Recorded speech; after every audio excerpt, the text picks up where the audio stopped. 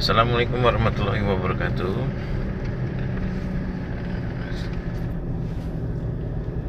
Ini kita perjalanan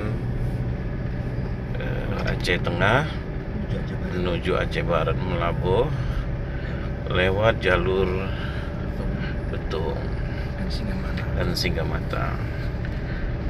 Kepada rekan-rekan bisa lihat bagaimana rute antara Aceh Tengah dan Melabuh via Betung dan Singgamata.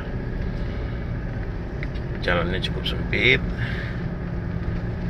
kanan kiri ya rumah-rumah masyarakat dan tanaman-tanaman kopi.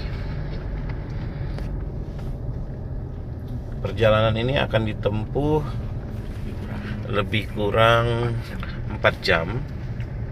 Aceh Tengah menuju Melabuh via Betung Singgamata.